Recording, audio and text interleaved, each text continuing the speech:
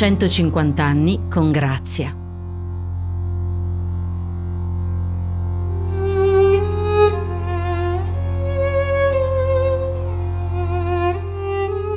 Grazia era una bambina serena, intelligente, curiosa e attenta, ma questa serenità venne sconvolta da una serie di episodi drammatici. Giovanna, una delle sue sorelle più piccole, morì a soli 6 anni, nel 1880. Il fratello Andrea si macchiò di piccoli reati, tanto da finire in carcere, mentre l'altro fratello, Santus, divenne alcolista grave. Sullo sfondo c'era la figura del padre, Antonio, uomo buono e stimato da tutti, che non riuscì a reggere il dispiacere per i problemi familiari e morì di crepacuore nel 1892, 4 anni prima della scomparsa della terza figlia, Vincenza.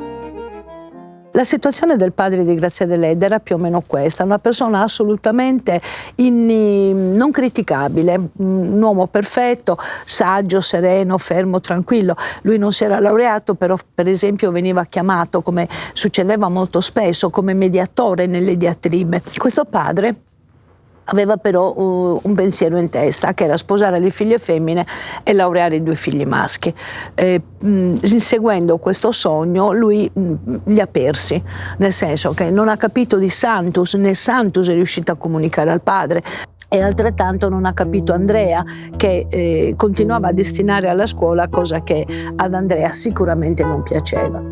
Complicato e tormentato è invece il rapporto con la madre, descritta come una donna triste, poco interessata ai sentimenti, concentrata sulla cura dell'educazione, preoccupata dalle voci e dai giudizi che potessero infangare il buon nome della famiglia.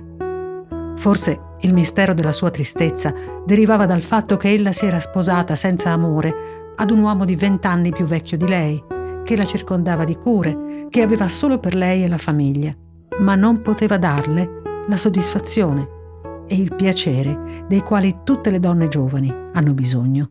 Dopo la morte di Giovanna, l'umore della mamma cambiò. Era giovane ancora, bella, ben fatta, sebbene di piccola statura, ma a volte sembrava vecchia, piegata, stanca. Aveva una volta amato. Si diceva che sì, prima di sposarsi, avesse corrisposto ad un giovane povero, ma nessuno sapeva però chi era, e forse neppure esisteva.